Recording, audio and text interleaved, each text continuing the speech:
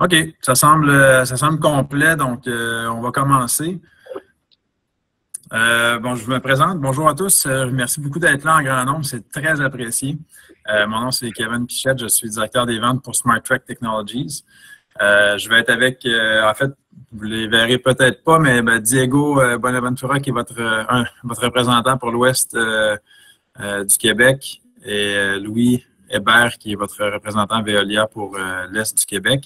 Puis Laurie Cloutier, qui est la représentante attitrée à la province de Québec pour SmartTrack. Donc, on est tous sur l'appel. Puis, à la fin de la présentation, on fera certaines vous envoyer la présentation que vous avez vue avec les coordonnées de tout le monde pour que vous puissiez nous contacter au besoin. SmartTrack et Veolia, premièrement, SmartTrack, on est une compagnie basée à Lévis, sur la rive sud de Québec. Donc, je vais passer un petit peu de temps à faire la présentation de l'entreprise. Mais le partenariat entre Veolia et SmartTrack date de décembre 2022, donc c'est assez récent. C'est un beau partenariat qui nous aide là, à vraiment desservir les villes du Québec de manière exceptionnelle. Là, je pense qu'on est chanceux d'avoir un partenaire comme Veolia. Et puis, on est ici aujourd'hui pour vous parler de qu'est-ce qu'on fait chez SmartTrack, mais toujours avec le support de nos partenaires, Veolia. Donc, si vous avez des questions, vous pouvez ou bien les contacter ou bien nous contacter. Donc, j'ai préparé une petite présentation que je vais vous montrer. Puis, la présentation va durer environ une vingtaine de minutes, 25 minutes. Puis ensuite de ça, on va prendre des questions. Donc, n'hésitez pas à en écrire, à en poser. Là, on veut avoir cette discussion-là à deux sens. OK? Donc, permettez-moi de partager mon écran. Et voilà. Donc, vous voyez bien l'écran. Excellent. Moi, je vais m'envoyer ici. Pour un peu les gens. Excellent. Donc, aujourd'hui, on vous parle de surveillance à distance de vos infrastructures d'égouts et d'aqueducs. Donc, SmartTrack, on s'est spécialisé dans la collecte de données en temps réel et à distance des infrastructures d'égouts et d'aqueducs. La compagnie a été fondée en 2011. Puis, nous, qu'est-ce qu'on a fait? C'est qu'on a créé un protocole radio maillé. Okay, ça peut sembler compliqué, mais la vérité, c'est que qu'est-ce qu'on fait avec ce protocole radio maillé-là? C'est qu'on va venir connecter des objets. Et puis, concrètement, dans différentes industries, là, on vient déployer des réseaux de capteurs pour venir chercher de la donnée en temps réel dans vos infrastructures puis aider à la gestion des infrastructures. Okay? Donc, on travaille dans différentes industries. On a débuté dans le domaine agricole. Ensuite de ça, on a travaillé dans le drainage d'eau souterraine, donc au niveau de la construction, de la surveillance des opérations de drainage d'eau souterraine. On travaille un petit peu dans les mines. On travaille dans le monitoring de la qualité de l'air intérieur. Puis, je vous dirais, depuis 2 ans et demi, 3 ans, on a commencé à développer des solutions pour le monde municipal au niveau de la gestion des eaux usées puis des aqueducs. En ce moment, on a environ 90 000 capteurs d'installés en Amérique du Nord. Donc, malgré le fait qu'on est un petit peu plus nouveau dans le monde municipal, c'est une technologie qui a été éprouvée et qui a été installée là, en grande quantité dans les dernières années. Okay? On est une entreprise, on vend des produits, mais on a aussi du service, on a une équipe d'ingénierie, puis on est capable de développer des solutions pour nos clients. Donc, on est capable d'adapter nos solutions pour vos besoins, ce qui est quand même très intéressant aussi. Donc, pourquoi surveiller? Je pense que c'est un sujet qui est très populaire ces temps-ci. Mais effectivement, pourquoi surveiller? En fait, on peut pas voir l'invisible. Donc, il y a certains paramètres de votre réseau que pour comprendre, vous n'avez pas le choix d'utiliser des appareils de mesure. Nous, ce qu'on vient faire, c'est qu'on vient vous aider à comprendre les capacités de votre réseau. C'est des choses qu'on entend beaucoup en parlant à nos clients, mais de connaître la capacité de vos réseaux. Est-ce qu'on est capable de densifier une ville, par exemple? Est-ce qu'on est capable de construire un nouveau quartier? Est-ce que notre réseau suffit à la demande qu'on a présentement? Donc, ça, c'est quelque chose qu'on est capable de venir vous aider à faire. Comprendre l'état des infrastructures aussi. Où est-ce qu'il y a de la dégradation? Où est-ce qu'on commence à avoir des pertes ou des influx dans le réseau? Où est-ce qu'on devrait prioriser la maintenance pour éviter des bris majeurs? Donc, on vient apporter cette information-là pour vous aider à comprendre l'état de votre réseau. Il y a beaucoup d'enjeux de main-d'œuvre aussi. Puis, ce qu'on se rend compte, c'est que des opérations simples qui pourraient facilement être faites par un humain, mais finalement, le problème de main-d'œuvre vient vous forcer à soit abandonner ou repousser de la prise de données que vous faisiez auparavant. Mais en installant de la télémétrie, là, on est capable de venir automatiser beaucoup de processus de prise de données. Puis, je pense même améliorer ces processus-là parce qu'on peut effectivement vous en donner plus, étant donné que c'est en temps réel. Donc, tout ce qui est l'automatisation des processus, d'en faire plus avec moins, finalement, c'est quelque chose qu'on est capable de vous aider à faire. Puis, ultimement, une fois qu'on a automatisé des processus, bien aussi tout ce qui est la création de rapports, l'analyse de la donnée, ça se fait beaucoup plus facilement à partir d'une application web qu'on est capable de vous fournir ou de vos systèmes SCADA là, qui sont déjà en place. Donc, c'est un peu les enjeux qu'on voit au niveau des municipalités puis auxquels on s'adresse pour venir aider votre gestion dans le quotidien. Donc, je t'ai parlé de protocole radio maillé. Je vais vous expliquer un petit peu comment ça fonctionne. En fait, un réseau maillé, là, la topologie d'un réseau maillé, c'est un peu l'image que vous voyez à gauche. Ce que ça va venir faire, c'est que chacun des objets dans le réseau va se connecter avec les autres objets dans le réseau. Okay? Donc, on crée une connectivité à travers les objets qui sont déployés. Okay? Donc, c'est un réseau, ce qu'il faut comprendre, c'est que c'est un réseau qui est entièrement indépendant. Donc, on ne va pas dépendre d'infrastructures cellulaires ou satellites. On vient vraiment créer un réseau à part entière en déployant des appareils dans votre ville. Donc, on va vous expliquer un petit peu la méthodologie pour faire ça. Ce que ça vient faire, en réalité, c'est qu'on est capable de déployer un réseau privé entièrement sur mesure, selon les points de mesure que vous devez prendre dans votre ville, puis selon la topologie du terrain. Donc, on va s'assurer d'avoir la meilleure connectivité possible pour aller chercher votre donnée, même si c'est dans des endroits qui sont plus challengeants pour la connectivité. Donc, la raison d'être de notre technologie, en fait, c'est que ce qu'on se rendait compte, c'est quand on arrive dans des endroits qu'on va appeler plus challengeants pour une connectivité cellulaire ou une connectivité satellite. Donc, souvent, quand on parle au niveau du sol ou même sous le sol, on perd de la connectivité, mais on est dépendant de cette tierce partie qui vous fournit. Là, donc, on est dépendant de la tour cellulaire, finalement. En déployant un réseau sur mesure, on peut venir ajuster l'endroit où est-ce qu'on va installer nos appareils pour créer cette connectivité-là. Puis, on vous donne la meilleure qualité de service possible pour aller chercher de la donnée. Donc, c'est un réseau qui est extrêmement fiable. Maintenant, si on regarde un petit peu la topologie, bien, vous allez voir, là, je pointe un node ici. Alors, il y a une passerelle qui est la tête du réseau, si on veut.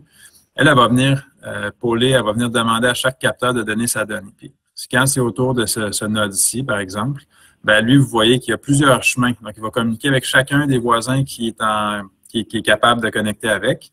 Donc, on crée plusieurs chemins pour la donnée à transiger, puis finalement se rendre à la passerelle. Donc, ça crée énormément de résilience dans le réseau.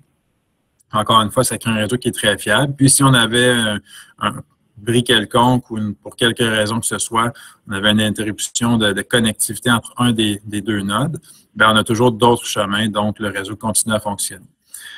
C'est un réseau qui est extrêmement léger et facile à installer. Donc, la majorité de nos appareils sont opérés à batterie. On fonctionne sur 3 batteries D-alcalines qui coûtent environ 5 $ à changer. Puis, on va avoir une durée de vie de nos appareils entre 2 et 7 ans, dépendamment des appareils. Donc, c'est un réseau qui est, d'une part, facile à installer, puis de l'autre part, des coûts d'entretien qui sont très faibles, de par le fait qu'il n'y a aucun frais de connectivité récurrent, puis aussi que les batteries coûtent très peu cher à changer, puis à une fréquence qui est très raisonnable. Okay? Puis le dernier point que je vous dirais, c'est qu'une fois que vous avez configuré votre propre réseau, on peut, disons que vous avez choisi une solution pour monitorer, vous voulez monitorer les ouvrages de surverse. Bien, si vous faites une section de votre ville, puis que l'année suivante, vous voulez faire une autre section de votre ville, c'est facile de continuer à grandir le réseau parce que si on configure les appareils sur les mêmes configurations réseau, finalement, on va venir s'intégrer à ce qui est déjà existant, puis on peut continuer à grandir les solutions, à grandir le réseau. De la même manière, si l'année suivante, vous décidez que non seulement vous voulez faire des ouvrages de surverse, mais vous voulez aussi monitorer les stations de relevage, ben c'est pas les mêmes appareils de mesure, mais on va les embarquer sur le même réseau. Puis on va profiter des infrastructures existantes pour continuer d'aller chercher de plus en plus de données dans votre ville. Donc, ce que ça fait, c'est que ça vous crée un coût par point d'appareil de mesure qui généralement va descendre à mesure qu'on ajoute des solutions. Okay? Donc, on utilise votre réseau.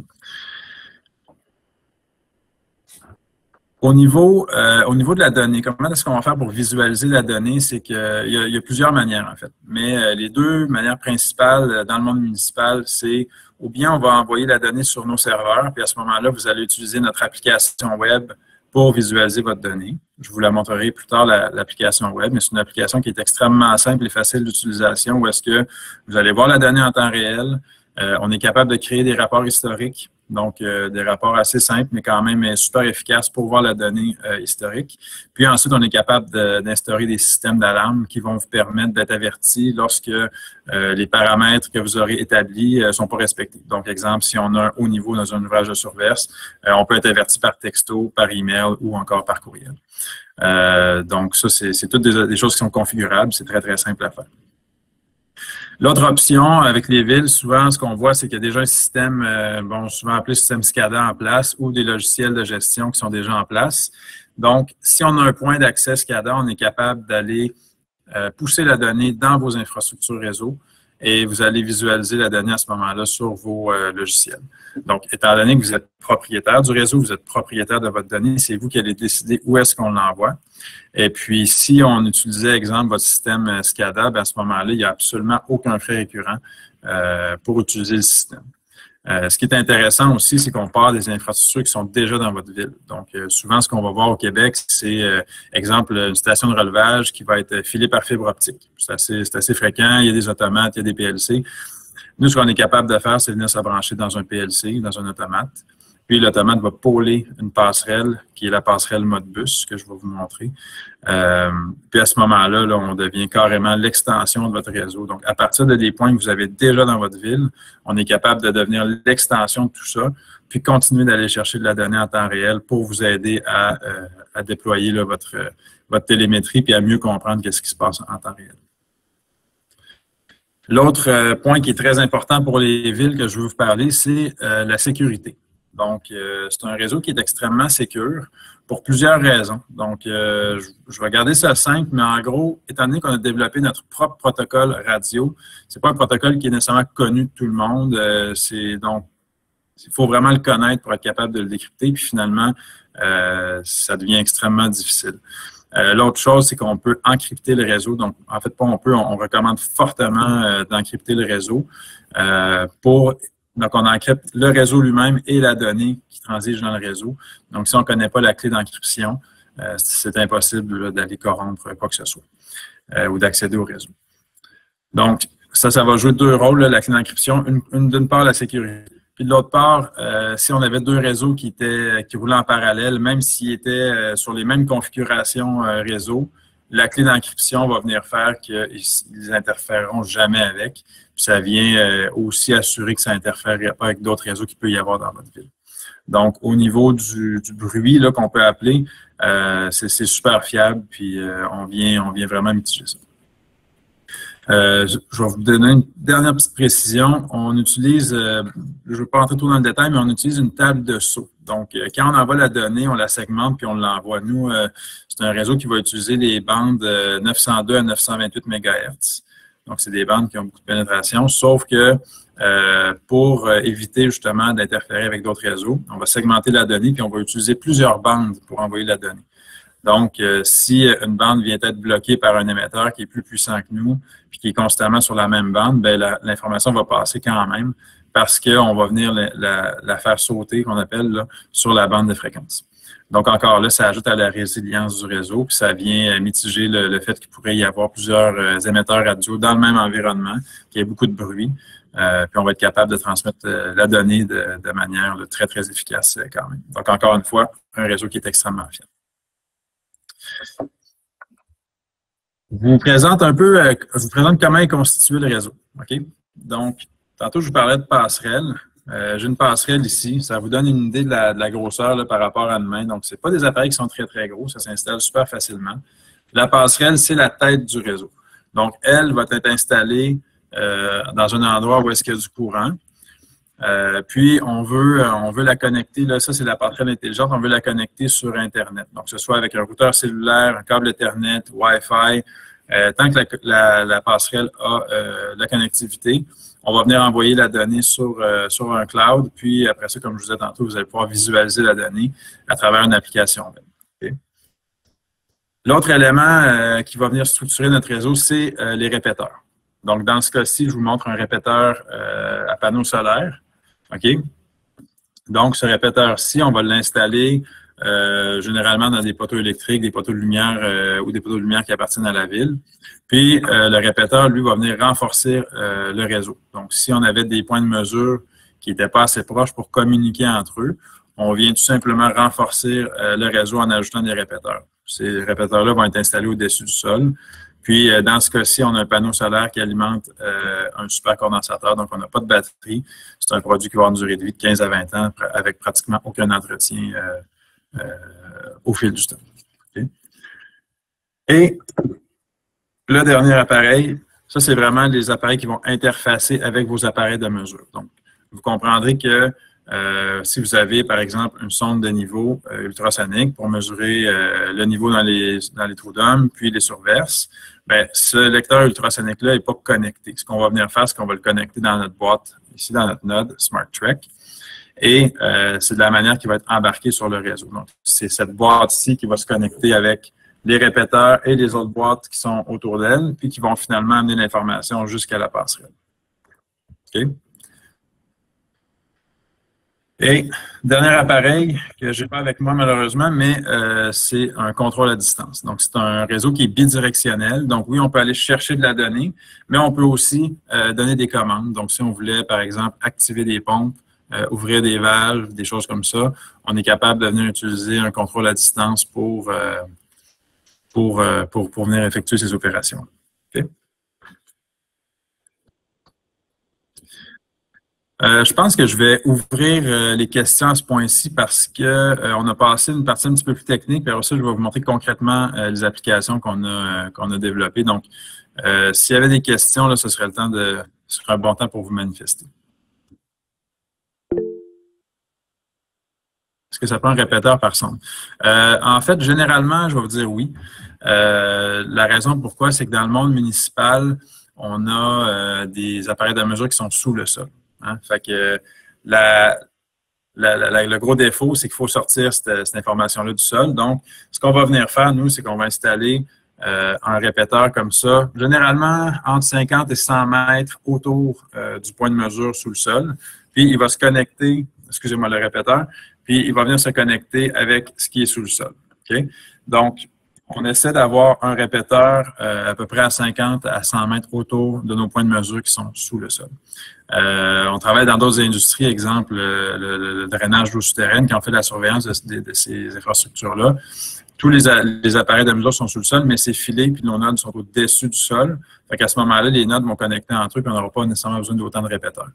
Mais vu la nécessité d'avoir de la mesure sous le sol, à ce moment-là, c'est important d'avoir des répéteurs au-dessus du sol. Ouais. Donc, la sonde ultrasonique et le récepteur sont installés dans le regard. Est-ce que le couvercle d'acier peut nuire au signal? En fait, oui. Oui, tout à fait. Le couvercle d'acier, là, dans le fond, il n'y a pratiquement pas d'ondes qui vont passer à travers. Les ondes vont plutôt passer autour. Donc, ça passe à travers le béton, ça passe à travers la terre. Donc, c'est pour ça qu'on réussit à se connecter aussi facilement. Si c'était vraiment une cage d'acier complète, là, ce serait difficile. Mais nous, en fait, une petite précision, on utilise des antennes 2 dB, des antennes omnidirectionnelles. Donc, on n'envoie pas l'onde radio vers un endroit très précis, on l'envoie vraiment là, partout. Hein, c'est une projection qui va un peu partout. Et puis, ça fait en sorte qu'on a une facilité à se connecter avec les appareils qui sont sous le sol. Okay. La passerelle Modbus peut interfacer avec les automates existants, est alimentée par une batterie. OK. La passerelle Modbus, elle est alimentée, on veut qu'elle soit alimentée par le courant. Ça peut être du 24 volts DC, ça peut être dans du 120. Faut qu'on l'alimente parce que c'est le point central du réseau. On veut absolument qu'elle soit alimentée. Donc, ça nous donne une fiabilité et une stabilité. Par contre, il y a des batteries qui vont durer 3 semaines, grosso modo. Ça fait que si on a une panne de courant quelconque, le réseau, lui, continue à être efficace, autoportant, indépendant, puis continue à opérer là, sans problème. Donc, c'est ça. Les types de connecteurs, je vais vous revenir. OK. Est-ce que c'est possible de seulement reporter l'antenne à l'aide d'une rallonge pour la faire sortir de terre? C'est ce qu'on veut éviter, en fait. C'est plus d'ouvrage que d'installer un répéteur. Ultimement, ça pourrait être fait, mais c'est vraiment pas l'objectif. C'est vraiment pas l'objectif. Okay. Lorsqu'on parle de répéteurs, OK, une question ici qui est intéressante. Quelle est la distance maximale entre 2 répéteurs pour avoir un bon réseau maillé? Donc, quand on a des répéteurs au-dessus du sol, puis on les installe dans des poteaux, on va calculer environ 10-12 pieds de hauteur. On calcule environ 500 mètres.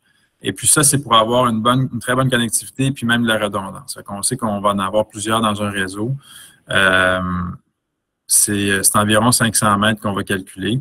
Évidemment, si on a accès à des points plus hauts, ce que ça va venir faire, ça va allonger la distance que nos appareils vont se connecter. Donc, ça, c'est pour des raisons là, techniques. Là, plus on a de la hauteur, plus la connectivité va être la distance que nos 2 appareils vont se connecter va être grande. Donc, ce que ça fait, ça, c'est que si on avait 2 appareils sur des sommets de montagne avec une vallée entre les deux, d'ailleurs, dans le monde agricole, là, dans les érablières, on a déjà vu ça, des capteurs qui se connectaient jusqu'à quasiment 10 km.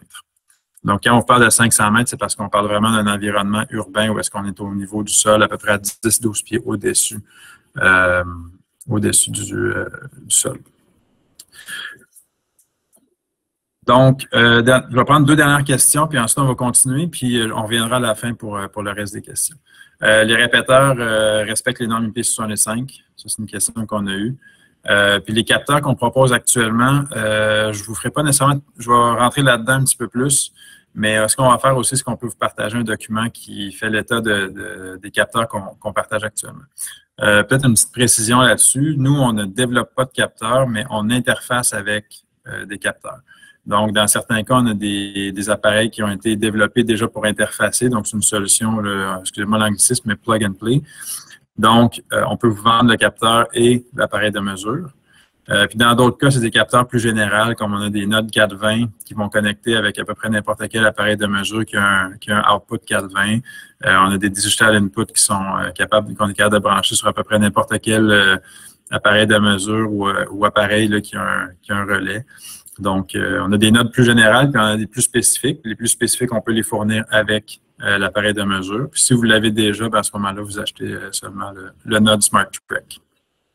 OK? Merci beaucoup pour vos questions, puis je vais continuer, puis n'hésitez pas, là, si vous en avez d'autres, on va les prendre à la fin. Donc, je vous parlais tantôt qu'on a commencé à développer des solutions plus spécifiques pour le monde de l'eau. On voulait lister quelques-unes des solutions qu'on est en mesure de faire. Encore une fois, je vous rappelle qu'on est capable d'interfacer avec à peu près n'importe quel appareil de mesure, donc on peut toujours développer des solutions spécifiques pour vous. Mais en gros, là, disons, les enjeux dans lesquels on vient monitorer, c'est vraiment les secteurs de suivi de distribution au niveau des réseaux de distribution d'eau potable, la surveillance des infiltrations dans les réseaux d'égouts, les stations de pompage, stations de relevage, donc monitorer l'activité qui se passe dans ces endroits-là, les égouts sous vide. On en voit moins au Québec, il y en a quand même quelques-uns, mais venir monitorer le vacuum dans les réseaux d'égouts sous vide. Les niveaux de puits et les niveaux de réservoirs. Donc, si vous puisez l'eau dans un puits, vous avez des puits d'observation, vous avez des réservoirs, des pompes, des débitmètres. On peut venir tout monitorer ça puis vous donner de l'information en temps réel là-dessus. On est en train de regarder des solutions pour les étangs aérés pour certaines villes. Donc, que ce soit les sondes d'oxygène dissous, que ce soit encore les débitmètres, les arrêts et départs des soufflantes. On est capable de venir tout monitorer ça. Ça, c'est super intéressant. Ça provient vraiment d'une demande spécifique d'un client qui nous a parlé de cet enjeu-là, puis on est en train de regarder à développer la solution. Donc, de vous donner un petit peu de détails là, sur nos différentes solutions. Je vais passer vite, mais au niveau des secteurs de suivi de distribution d'eau potable, ce qu'on voit de plus en plus comme tendance, c'est que les villes commencent à segmenter leur réseau de distribution. Puis, ce qu'on va venir faire, c'est qu'on va installer des débitmètres et des capteurs de pression aux entrées de ces secteurs de distribution d'eau potable. Donc, on vient comme réduire, si on veut, là, on vient compartimenter le réseau, puis en monitorant les variations des pressions puis les variations des débits, entre autres en le comparant avec le débit de nuit, là, on est capable de venir comprendre de manière beaucoup plus précise où sont les fuites puis intervenir de manière beaucoup plus rapide. Au niveau des... ça, c'est un gros enjeu, là, je pense, des municipalités. Donc, ce qui influe infiltration, ce qu'on va venir surveiller principalement, c'est, bon, évidemment, les ouvrages de surverse. Donc, comprendre quand on a finalement des débordements ou des hauts niveaux dans ces infrastructures-là. Donc, ça, c'est comme la base. Ensuite, on est capable de venir monitorer les débits dans les canalisations. Ça, je pense que ça aide beaucoup à caractériser les canalisations. On peut faire des études temporaires ou installer des débitmètres de manière permanente.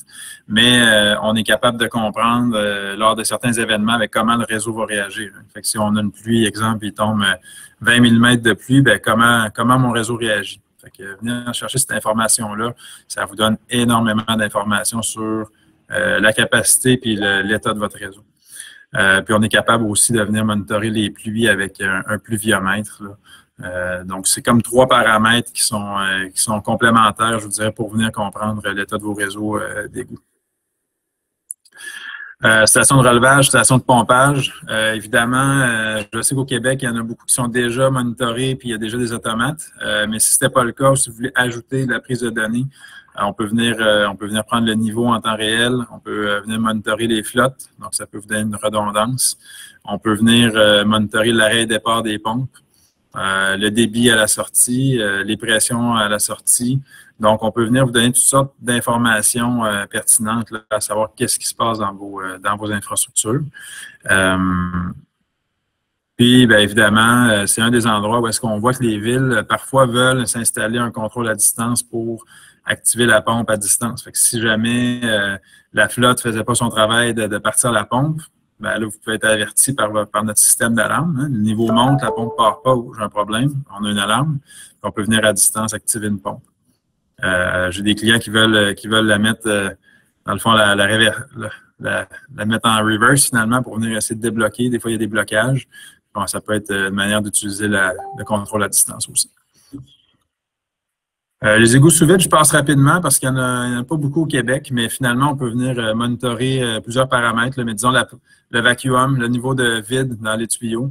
Donc, en comprenant rapidement dans quelle ligne on perd du vacuum, on est capable de trouver rapidement la fuite puis venir la régler. On peut monitorer l'arrêt-départ des pompes, on peut monitorer les niveaux dans le réservoir. On peut monitorer l'ouverture et la fermeture de la valve. Ici, on a un valve pit. Par gravité, les eaux usées descendent dans le valve pit, puis à partir d'ici, c'est tout par vacuum. Puis, on a notre application web. Donc, ce que je veux vous expliquer un petit peu la manière qu'on procède lorsqu'on s'attaque à un projet. Donc, on veut faire des rencontres, on veut comprendre l'enjeu que vous avez. Puis une fois qu'on a compris ça, on va faire une soumission. Mais avant de faire la soumission, qu'est-ce qu'on fait, nous? C'est qu'on va venir, ce qu'on appelle faire un network design. Okay? Parce que il y a énormément d'avantages à utiliser la technologie SmartTrack. Je vous dirais que s'il y a une complexité, c'est le design, si on veut, du réseau. Donc, comment est-ce qu'on peut s'assurer que les répéteurs vont se connecter entre eux, que les appareils de mesure dans le sol vont se connecter entre eux? On ne s'attend pas que vous soyez spécialiste de ça. Nous, on le prend en charge. Donc, ce qu'on a fait, c'est qu'on vous assiste en faisant ce qu'on appelle un design du réseau. Donc, je vais vous partager mon écran ici, puis je vais vous montrer un exemple de projet qu'on a fait, celle qu'on a faite pour une ville dans l'ouest du Canada. Oui, parfait. Donc, ça, c'est une ville dans l'Ouest canadien. J'ai fait attention de ne pas prendre de ville du Québec. Donc, cette ville-là, des stations de relevage en bord de l'océan. À cet endroit, c'est rendu l'océan. Et puis, leurs automates sont très, très vieux. Ils ont besoin de télémétrie. Donc, ce qu'on vient faire, c'est qu'on va monitorer les niveaux. On va monitorer l'arrêt-départ des pompes. On est capable de monitorer le courant qui va rentrer dans la pompe, puis la pression, en fait, le débit à la sortie des stations de relevage. Donc, quand même beaucoup de paramètres qu'ils voulaient. Ce qu'on demande aux villes, c'est de nous fournir une map avec les infrastructures de la ville. Donc, eux ont fait ça. Donc, on a l'usine de traitement d'eau ici. On voit les stations de relevage, les stations de pompage qui sont installées en bord de mer. Puis, ce qu'on est venu faire, c'est les points jaunes, c'est vraiment mes stations de relevage. Donc, moi, je sais que c'est là qu'on va avoir la prise de données. Puis, on est venu placer les répéteurs déjà sur le territoire. Donc, on sait déjà quand on va soumissionner à peu près le nombre de répéteurs qu'on a de besoin. Je dirais que c'est assez précis. Et puis, on se met toujours un facteur de sécurité, mais là, on a une très, très bonne idée de quoi va ressembler le réseau. Puis, quand on arrive à l'installation, donc à la fin du processus, c'est l'installation, mais on peut fournir ça à l'installateur, puis lui, ça lui donne déjà beaucoup de précision. On utilise un outil qui est Google Earth Pro, c'est super simple, c'est un outil qui est gratuit. Puis, je vous donne un exemple. Si moi, j'arrive ici, puis je veux être à quelques centaines de mètres de mon point de mesure, bien, je suis capable même de venir voir sur quel poteau je vais m'installer. Fait que là, ici, là, je vais probablement être ici. Là, je ne sais pas exactement où je l'ai mis, là, mais fait qu'on est capable de venir voir puis donner avec beaucoup de précision où est-ce qu'on va installer les infrastructures. Fait que ça nous aide à soumissionner. Ça vous aide à voir à quoi va ressembler votre projet. Donc, je pense que ça peut venir concrétiser un projet pour vous aussi puis de comprendre comment ça va être déployé. Puis ça aide à l'installation aussi. Donc, ça, c'est un service qu'on offre. C'est un service que Veolia est capable de faire puis que SmartTrack est capable de supporter aussi à faire pour venir concrétiser votre projet. La dernière chose que je voudrais vous parler avant de prendre des questions, c'est l'application web. Donc, rapidement, je vais vous montrer à quoi ça peut ressembler. Okay. Donc, vous voyez mon écran. Ici, c'est vraiment un petit test qu'on a fait là, près du bureau. Donc, on a été chanceux là, de travailler avec la ville voisine. Et puis, dans le fond, quand vous arrivez sur l'application, c'est à peu près ça que vous allez voir. Ça, c'est si vous utilisez notre application, évidemment. Ensuite, on va aller voir la device list. Donc, ce qu'on va venir faire, c'est qu'on vient voir tous les appareils qui sont sur le réseau. Okay? Donc là, j'ai ma passerelle ici. Si on avait plusieurs passerelles, on les verrait toutes. Donc, c'est possible de segmenter un réseau en sous-réseau, si on veut, mais quand on va aller voir l'application web, on peut tous les voir au même endroit. Ensuite de ça, dans ce cas-ci, c'est un ouvrage de surverse parce qu'on va avoir tout simplement un capteur ultrasonique pour venir monitorer le niveau. Dans cette solution-là, on va vous donner le niveau en temps réel. On va vous donner le total aussi, le total flow. Donc, on a un totalizer qui va venir faire les totaux journaliers. Donc, on respecte là, vraiment les recommandations du gouvernement pour faire le monitoring de ce paramètre-là. Donc, on vient voir ici qu'on est à peu près tout le temps au même niveau. Ce qui est intéressant, c'est que chaque appareil a évidemment ses particularités. Dans ce cas-ci, on vient prendre une donnée aux 15 minutes. On a la hauteur totale de l'ouvrage de surverse. On a la hauteur du début de la surverse, la hauteur finale, en fait, le haut de la surverse, coefficient Strickler. Ici, c'est l'angle de la canalisation, de la surverse. Et puis, avec ça, on est capable d'extrapoler le débit. Donc, c'est fait de manière assez précise. Ce qu'on a voulu implanter aussi, c'est ce qu'on appelle un polling rapide. Donc, on va venir chercher de la donnée aux 15 minutes d'emblée, mais si on détecte un haut niveau, on va venir poller aux 2 minutes. Ça, c'est tout ajustable. Puis le haut niveau, on le détermine parce qu'il est 30 cm en bas du début de la surverse. Encore là, c'est tous des paramètres qui sont ajustables. Donc, on vient vraiment configurer notre appareil de mesure comme on le veut. Puis, on est capable d'avoir, comme je vous disais, là, beaucoup de paramètres qui sont modifiables à distance. Donc, ça vous montre un peu l'idée derrière tout ça. À travers l'application, on est capable de venir chercher des fichiers Excel. On peut les exporter si jamais vous voulez faire de l'analyse. Donc, dans ce cas-ci, on vient chercher les dernières 2 heures. C'est ce qu'on lui a demandé. Donc, je vais voir ma donnée. Voyez-vous, là, c'est un réseau qu'on fait rouler assez rapidement. On va pôler notre appareil aux 2 secondes. Fait que, vous voyez que souvent, on va avoir la même donnée parce que le capteur, lui, s'active aux 15 minutes. Mais c'est pas grave. Dans ce cas-ci, c'est un test. C'est pour ça qu'on le fait aussi souvent que ça. Fait que tout est modulable. Vous avez une donnée qui est extrêmement précise. Puis on vous donne le total aussi, là, évidemment, là, à côté. Okay. Le dernier point que je veux montrer dans l'application, c'est les alarmes.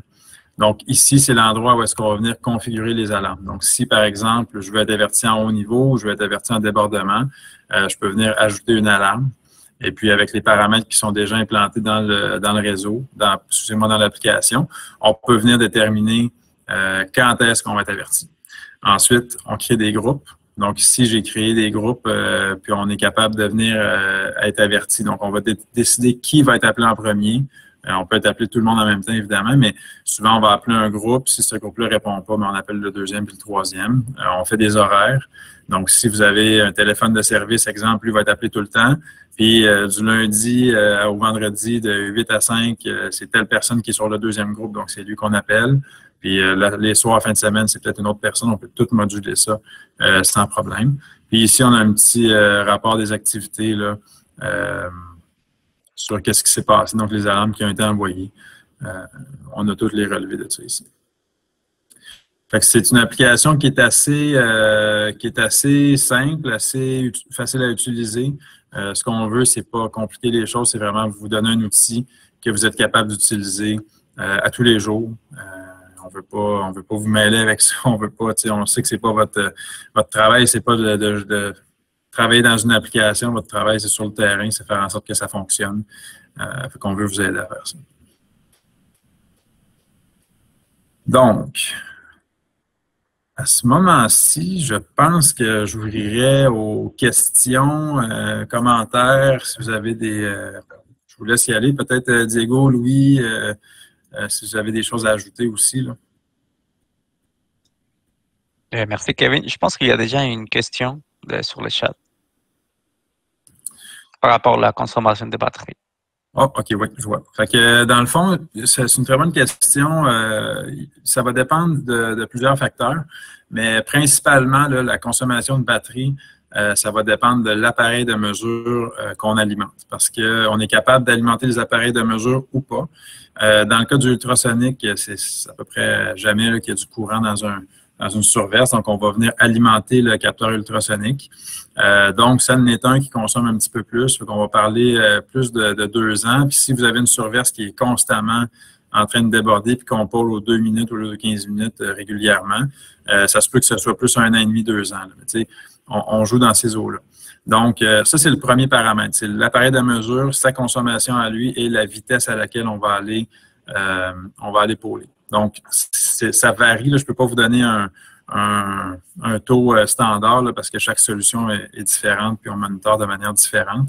Mais c'est le premier impact, c'est vraiment l'appareil de mesure lui-même, sa consommation et la vitesse à laquelle on va chercher la donnée. Si on prend, par exemple, un capteur de pression, ça consomme à peu près rien. On peut faire facilement 5 ans en allant chercher de la donnée aux 5 minutes. Là, fait que c'est très variable. Mais ce que je vous parle là, généralement, c'est ce qu'on voit le minimum, là, c'est à peu près 2 ans, puis le maximum, ce sera à peu près 7 ans, avec des batteries alcalines qui consomment, qui coûtent à peu près 5 $. L'autre impact qu'on va avoir, c'est la vitesse à laquelle on va aller pôler le node lui-même. Donc, l'appareil lui-même. Donc là, dans ce cas-ci, vous avez vu, je l'ai pôlé aux 2 secondes. C'était beaucoup trop, je prends une donnée aux 2 minutes. Je prends une donnée aux 15 minutes, puis en haut niveau, on va aller aux 2 minutes. Fait que probablement que moi, je pourrais pôler aux 2 minutes, là, puis je n'aurais pas d'avantage à aller plus vite que ça. Généralement, ce qu'on voit, c'est qu'on va pôler aux 5 minutes. Mais ça, c'est modulable. Puis, au niveau de l'application web, si vous utilisez notre application, on a différents programmes qui existent. Donc, on peut en avoir un qui est aux 10 minutes, aux 5 minutes puis aux 15 minutes, aux 5 minutes, puis aux 2 minutes. Donc, ça va dépendre de qu'est-ce que vous avez besoin, puis ça, c'est modulable. Puis évidemment, le coût de l'application est modulé en fonction de la vitesse à laquelle on va aller chercher la donnée. Je vous donne un exemple. Si vous faites du contrôle, 2 minutes, c'est le tiers qu'on vous recommande, c'est plus rapide. Si c'est seulement pour monitorer des niveaux de pluie, par exemple, c'est des pluies d'observation, on peut aller aux 10-15 minutes, il n'y a pas de problème. Donc, on va venir moduler ça aussi, puis ça va avoir un impact sur la consommation de batterie. Kevin, pour les gens, si vous voulez poser vos questions de vive voix, vous devez vous unmuter vous-même. Oui. En bas à gauche, il y a une icône microphone, donc il est supposé être en rouge avec une petite barre dessus. Donc, vous pouvez cliquer dessus pour poser votre question. Moi, il est au centre. Ah.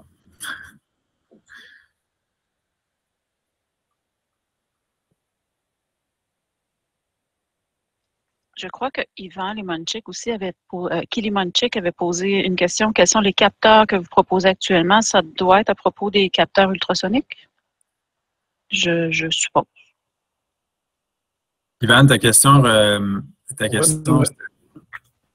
en fait, j'aimerais savoir quelles sont les solutions, admettons, pour monitorer, admettons, actuellement, vous êtes au courant qu'on est en train de voir la possibilité de faire l'entente avec vous. Actuellement, on vise à installer le sonde piezo pour faire fonctionner notre système de monitoring des systèmes de la nappe phréatique. Mais pour les contrôles des systèmes de pompage de l'eau usée, c'est quoi les solutions que vous pouvez aussi proposer? OK. Quoi les sondes actuellement qui sont disponibles sur le marché? Admettons, pour les surverses, on a une autre compagnie qui nous a déjà vendu les sondes. Est-ce qu'ils sont pourraient être aussi utilisés dans votre application, dans votre node ou non? Ben, c'est premièrement pour les stations de relevage, là, on pourra vous montrer un peu. Là, on travaille avec différentes compagnies pour les sondes, mais c'est plutôt les paramètres qu'on va regarder. Mais comme je vous disais, on peut monitorer avec une entrée digitale, on peut monitorer les flottes, on peut monitorer les arrêts de départ de pompe. Avec notre commande à distance, on est capable de monitorer le courant qui rentre dans les pompes. Ce qu'on va faire souvent, c'est avec un piézomètre qui correspond des déboine, là, qui va aller dans les eaux usées. Là. On est capable de monitorer le niveau en temps réel.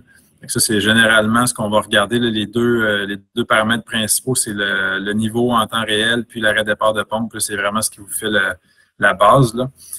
On travaille avec des débitmètres. Les débitmètres, c'est souvent un output pulse. Okay? C'est assez standard. Donc, on a des débitmètres qu'on est capable de fournir, mais je vous dirais que dans la majorité des cas, si vous avez déjà quelque chose en place, on a un appareil qui est capable d'interfacer avec un pulse, puis c'est standard. Donc, il n'y a à peu près pas de configuration à faire. Donc, ça, on est facilement capable d'aller le chercher.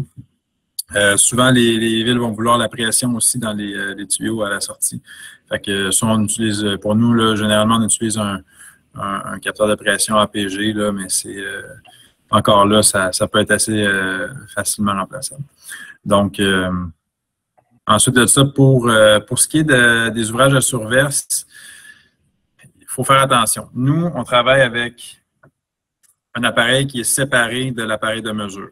Donc, si vous avez un appareil de mesure puis quelconque connectivité, puis qu'on est capable de se connecter à l'appareil de mesure, que le protocole fonctionne, que tout fonctionne, oui, on peut interfacer avec cet appareil de mesure-là. Dans ce cas-ci, je connais la compagnie avec qui tu travailles. Eux, c'est un peu différent. Tout est imbriqué dans le même produit, puis ils ne permettent pas qu'on aille chercher le output finalement. Là. Donc, on n'est pas capable de se connecter. Puis ça, c'est fait de manière volontaire. C'est un peu un genre de lock-in qu'ils font. Puis, tu sais, à tort et à raison, là, je ne suis pas là pour juger ça, mais dans le fond, ça ne nous permet pas de connecter avec cet appareil-là. Donc, dans ce cas-ci, on ne pourrait pas aller connecter avec des appareils. Mais quand même, il y a une sonde qui est installée. Il y a une boîte de jonction, mais il y a une sonde qui est installée. C'est-à-dire, on peut aller chercher, on peut utiliser juste la sonde. Ah, ben à ce moment-là, si la sonde est séparée, ça se peut très bien qu'on soit capable d'interfacer. C'est ça. Il faudrait qu'on le regarde ensemble spécifiquement. Coût budgétaire pour émetteur-répéteur, je vous dirais que c'est un peu plus... c'est variable en fait parce qu'on a un réseau maillé où est-ce qu'on va venir installer des répéteurs. Donc, Je m'en remets toujours à Veolia pour les soumissions, mais généralement, là, ce qu'on va voir, c'est un coût par point de mesure. Ça dépend vraiment, mais entre 3 et 5 500, c'est à peu près ça qu'on va voir. Ça dépend beaucoup de qu'est-ce qu'on veut monitorer, ça dépend beaucoup du territoire, à quel point il faut qu'on rajoute des répéteurs pour venir assurer la connectivité. Ce qu'on voit, parce qu'on soumissionne quand même beaucoup, là, ce qu'on voit, c'est qu'au niveau du coût d'achat, on est extrêmement compétitif avec nos compétiteurs. À quelques dollars près, là, ça se ressemble énormément, en incluant le coût de la passerelle, en incluant le coût des répéteurs, en incluant le coût des appareils de mesure et des nodes qui sont installées dans les trous d'hommes ou peu importe où on les installe.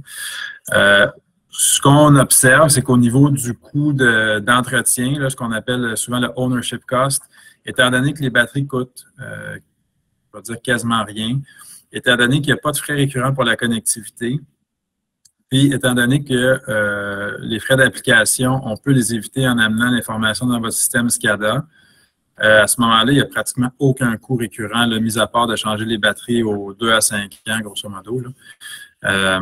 Donc, le coût d'entretien de nos appareils est nettement plus bas que nos compétiteurs. Quand on parle de l'application web, tantôt je vous en parlais, il y a des frais mensuels. Donc, on a différents programmes dépendamment de ce que vous avez besoin, dépendamment aussi du nombre de points de mesure que vous avez dans votre réseau. Mais c'est extrêmement compétitif. Puis même, dès qu'on grandit moindrement notre réseau, ça devient vraiment avantageux parce que on va payer un frais d'application web par passerelle. Donc, encore là, si vous avez une passerelle avec, je sais pas moi, 20 points de mesure dans le réseau, le coût par point de mesure devient très, très bas finalement. Fait que, tu sais, ça, c'est toujours modulable, mais je vous dirais que prix d'achat, dites-vous qu'on est très compétitif avec la compétition. Coût d'entretien, on est généralement plus bas que notre compétition. Au niveau, bonne question, au niveau des licences, étant donné qu'on utilise, donc on émet à 100 milliwatts, OK? Nos appareils émettent à 100 milliwatts. Puis on est sur des bandes qui sont pas régies, là, les bandes 902, 928, c'est des bandes ouvertes. Donc, il n'y a aucun frais de licence radio pour utiliser les appareils.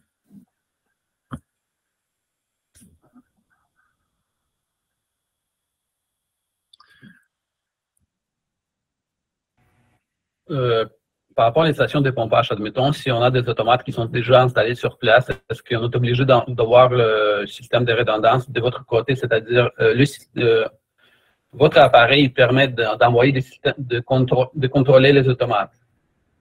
On ne contrôlera pas l'automate. Ce qu'on va venir faire, c'est que l'automate peut venir, on peut venir connecter notre passerelle. Oui. Donc, le point central du réseau, on peut venir connecter la passerelle dans un automate. C'est l'automate qui va venir pôler la passerelle. Donc, on va transférer un registre Modbus avec toute la donnée à travers l'automate. Puis à ce moment-là, ça va être intégré dans votre SCADA. Il y a un petit peu d'intégration à faire, évidemment, pour le registre Modbus. Mais à ce moment-là, vous allez pouvoir visualiser votre donnée sur votre SCADA. Puis vous pouvez aussi venir donner des commandes à notre passerelle par l'automate si vous voulez faire du contrôle. Par contre, il faut vraiment comprendre, là, c'est pas notre passerelle qui contrôle votre automate, c'est vraiment le contraire. C'est l'automate qui contrôle notre passerelle. Oui, merci. Sébastien a levé la main. Oui, bonjour. Moi, j'aurais une petite question. Concernant les ouvrages de surveillance à l'OUSI, ils nous exigent une visite par semaine quand on a un appareil de relevé de données 24 heures sur 24, 31 jours. Mais quand on est sur par télémétrie, comme vous proposez, pour éviter les visites une fois par semaine, pour être une fois par mois, ils nous exigent une redondance. Est-ce que votre capteur ultrasonique on peut mettre 2 capteurs ultrasoniques sur l'émetteur ou ça prend 2 émetteurs tout en double? Ça prendra 2 émetteurs en double. C'est pas impossible de développer un node qui aurait 2 entrées, là. Mais je vous dirais que ce qui pourrait être intéressant à ce moment-là, ça peut tout simplement mettre, si vous avez déjà une flotte, on peut peut-être connecter la flotte, là, tu sais. Fait que j'irai peut-être pas chercher 2 capteurs ultrasoniques, j'irai peut-être avec une autre mesure qui va vous donner l'information de manière différente. Donc, je pense qu'on vient être un petit peu plus même résilient. Là, tu sais. OK. Parfait. C'est pas des solutions qui sont c'est peut-être moins dispendieux même de le faire de même. Là. OK, parfait. Puis aussi, comme j'ai pu comprendre, c'est que vous fournissez la base de registre pour qu'on puisse l'intégrer à notre SCADA pour pouvoir récolter les données puis nous mettre sur notre système, en fait. Là, de télévision. Exact. Fait que là, on a une équipe d'ingénieurs. On a 2 ingénieurs qui sont vraiment, ou techniciens là, qui sont vraiment là pour le support client. Ça fait que ça, on peut venir vous aider à faire l'intégration. On ne fait pas l'intégration, il faut bien le comprendre. Ça vous prend quelqu'un de votre bord qui est capable de faire cette intégration-là, mais nous, on a le support pour communiquer avec cette personne-là puis l'aider à faire l'intégration qui est nécessaire. Parfait, merci. Oui. Juste une petite question, Kevin. Je m'excuse, c'est Julie. Oui. Tu as dit tantôt qu'on pouvait brancher. Est-ce que tu as bien dit qu'on pouvait brancher sur le même node une sonde ultrasonique et une flotte? C'est ça? C'est pas sur le même node. C'est un autre Okay. node. La flotte, on va utiliser une entrée digitale, puis le node ultrasonique, Okay. c'est un node dédié. Ouais. Parfait, merci. Juste voir, là, je pense qu'il y a quelques questions qui sont rentrées. Il y a quelqu'un qui a levé sa main, hein, je pense. OK. Donc, Louis Gagné demande, est-ce que les antennes doivent être ligne de vue pour communiquer? En fait, oui et non. Donc, comme je vous disais, si on a une prise de données sous le sol avec un node qui va être sous le sol lui aussi, puis on a un répéteur dans un arbre, on va essayer de respecter une distance d'à peu près 100 mètres, on va être confortable. Donc, nécessairement, il n'y a pas de ligne de vue, il y a des obstacles entre, il y a de la terre. Les bandes radio sur le 900 MHz, on va être capable de pénétrer un certain nombre d'objets ou d'obstructions. Donc, c'est un peu le même principe quand on utilise des répéteurs sur des poteaux. Il peut y avoir une certaine obstruction. Tu sais, s'il y a des arbres, des choses comme ça, on est capable de pénétrer à travers un certain nombre de choses. Mais c'est évident que s'il y a un bâtiment ou si... Donc là, on peut pas. Là, tu sais. Fait que oui, quand on fait le network design, quand on fait la planification du réseau, on va quand même faire attention à ce que les répéteurs se voient, même s'il y a certains obstacles à travers, c'est pas la fin du monde, mais on connaît pas mal des paramètres dans lesquels ils fonctionnent bien. Là. Puis, fait qu'on essaie d'avoir une ligne de vue, mais on comprend qu'il peut y avoir des obstacles entre, puis ça va fonctionner pareil. Les obstacles majeurs, on les évite. Les émetteurs sont faits pour les milieux humides, voire submergés. Donc, nos émetteurs vont respecter les normes IP65. Si on met un node dans une vrage de surverse, dans une station de relevage, dans les stations de relevage, ils vont toujours être au-dessus, là, mais on va les mettre dans des boîtes IP68. Donc, il n'y a pas de problème à s'adapter. Puis je vous dirais qu'une boîte IP68 et une IP65, là, ça fait en sorte que c'est extrêmement sécuritaire. Ouais. Voilà.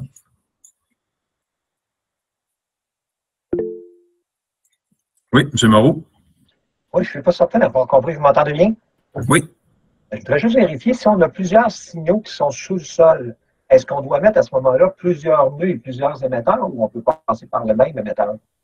Bien, en fait, ça va dépendre. Nous, on a une approche qui est modulaire. Là. Ça fait que si vous voulez prendre seulement une donnée, bien, généralement, vous allez avoir un appareil de mesure qui va être connecté dans un node. Mais on a développé certains nodes pour certaines solutions spécifiques. T'sais. Fait que généralement, pensez que c'est plutôt un node par appareil de mesure. Donc, l'approche modulaire. Mais par contre, si on prend, exemple, les ouvrages de surverse, ce qu'on a fait, c'est qu'on a un appareil comme ça qui va avoir une entrée 420 pour un piézomètre. Puis on a 3 entrées digitales pour venir monitorer l'arrêt départ de pompe. Puis si on veut même mettre une flotte, on est capable. Donc là, à ce moment-là, ça prendrait un appareil. Puis on viendrait là, comme monitorer les points principaux, là, si on veut, de l'ouvrage de la station de relevage. Est-ce que ça veut dire qu'aujourd'hui, vous n'avez pas ce type d'appareil-là pour plusieurs signaux analogues? Faudrait qu'on regarde spécifiquement, là, mais on a à peu près 35 appareils, là, 35 nodes comme ça. Puis on a vraiment différentes combinaisons d'entrées, de protocoles différents qu'on est capable de venir chercher. Il faudrait regarder spécifiquement ce que vous avez besoin, puis on va vous recommander le meilleur appareil. Là. OK, parfait, merci. Ouais. Toi, dans le fond, Pierre, si je comprends bien, c'est à cause que tu voudrais passer par tes poteaux Bluetooth, toi, probablement, hein? Non, bonjour Louis. Non, ma question est plutôt Salut, Pierre. Parce que si on parle d'enregistrement de surverse, c'est une chose, mais on a d'autres chambres. Nous, dans notre cas, on peut retrouver des millimètres, des signaux de pression, puis qui sont transmis par autre type que fibre optique. Là. On peut avoir cellulaire ou autre chose du genre. Ça fait que je me posais la question si je voulais mettre un émetteur de ce type-là. Je voulais prendre des signaux de ces chambres-là, puis les transférer. Ça fait que là, j'ai des signaux de débit, des signaux de pression. À la limite, je peux avoir des pilotes de vanne, bon, ainsi de suite. Là. Fait que je peux avoir une combinaison digitale et analogique. Ça fait que je n'étais pas sûr de comprendre si il fallait un émetteur par signal ou si on pouvait combiner l'ensemble de ces demandes-là au travers d'un seul émetteur. Je comprends. Je comprends. Mais les autres, qu'est-ce que je trouve hot, la plus grosse avantage, c'est comment il est dans le sol. Mettons, avant ça, il fallait poser des antennes, des choses comme ça. Les autres, gars, on vient d'en faire un ensemble avec Kevin, puis je ne croyais pas de mes propres yeux avant de l'avoir vu. On a mis ça direct dans le manhole. Puis 10 minutes après, la communication, tout était rentré, puis il n'y avait aucune antenne à mettre à rien. Ça, j'ai trouvé ça vraiment hot. Oui, puis moi, dans mon cas, il y a deux sujets particuliers. Celui-là étant celui-là, effectivement.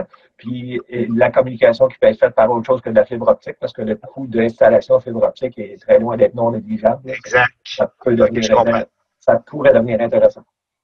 Parfait. Mais bon, on s'en parle, oui. Excellent. Je n'ai pas s'il y a encore des questions. On a encore quelques minutes. Moi, j'ai du temps après, mais je veux respecter l'horaire de tout le monde. Là. Je n'ai pas pour vous manifester.